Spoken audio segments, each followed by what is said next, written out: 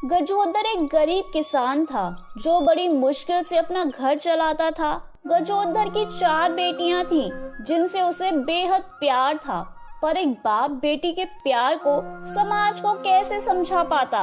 उनके लिए तो बेटियां बोझ से ज्यादा कुछ नहीं होती। एक दिन जब सुबह सुबह गजोदर खेत में हल जोतने जा रहा होता है, लक्ष्मी उसे रोकते हुए कहती है, अरे कहाँ चल दिया गजोदर? खेत जा रहा हूँ काकी। अरे बाहर की खेती तो तुम फिर भी संभाल लोगे, लेकिन अपने घर की खेती पर भी थोड़ा ध्यान दे दो जरा। बेटियां जवान हो रही हैं तुम्हारी, अभी हाथ पीले नहीं हुए तो बाद में कोई दांत भी नहीं देगा। इतनी भी कोई बड़ी नहीं हुई है मेरी बेटियां काकी, सबसे बड़ी तो अभी 21 साल की हुई है। अरे तो किस दिन का इंतजार कर रहा है तू कि ये कुछ ऐसा कर दे जिससे तेरी बाकी 3 बेटियां भी कवारी रह जाएं। अरे बड़ी नाजुक उम्र होती है ये, इसलिए अपनी बेटी को उसके ससुराल पहुंचा देना ही अच्छा होता है। ये सब क्या कह रही हैं काकी आप? अरे मैंने दुनिया देखी है बेटा, ऐसे ही कुछ नहीं कह रही हूँ। तुझे मानना है तो मान, वरना बुढ़िया सटिया गई, ऐसा कुछ भी कह सकता है तू। ये सोचकर बात को भूल जाना। ये पहली बार नहीं था कि गजोदर को अपनी बेटियों के लिए ऐसे शब्द सुनने पड़ रहे थे। हर रोज से कोई न कोई ऐसी बात कह ही दिया करता।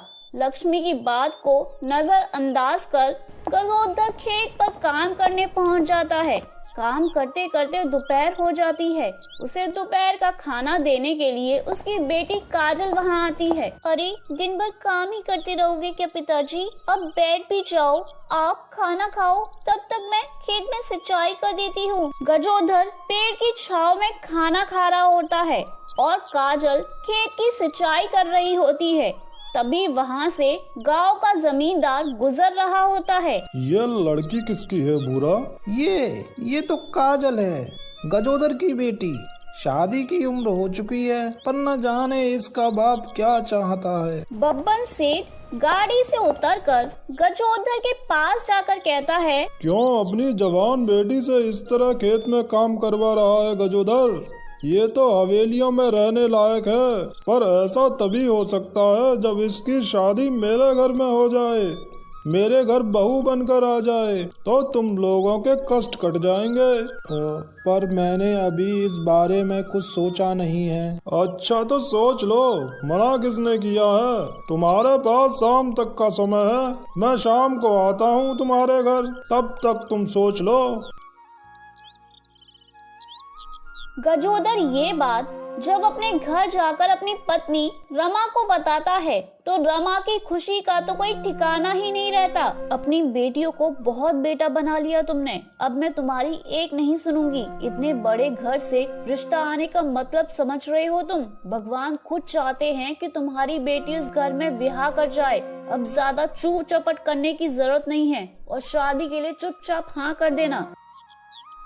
कुछ ही देर बाद बब्बन सेठ वहाँ आता है और अपनी पत्नी की जिद के आगे गजोदर हार कर शादी के लिए हाँ कर देता है। तो खातिरदारी में कितने पैसे लगा रहे हैं आप लोग? हम तो गरीब आदमी हैं सेठ, हम क्या ही खातिरदारी कर पाएंगे आपकी। मुझे गवार समझा है क्या?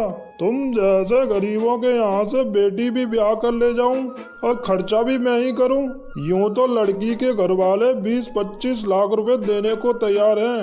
वो तो तुम्हारी बेटी मुझे अच्छी लगी तो सोचा कि 5 लाख ही लूंगा बस, पर तुम लोग तो पूरी तरह बच के निकल रहे हो। अरे नहीं दे पाओगे तो छोड़ दो, नहीं करनी है शादी। नहीं नहीं सेठ, आप ऐसा मत कीजिए, आप बस मना मत कीजिए। 5 लाख जमा करने के लिए हमें कुछ भी करना पड़े हम करेंगे। अपने बच्चों के लिए इतना तो हम कर ही सकते हैं ना।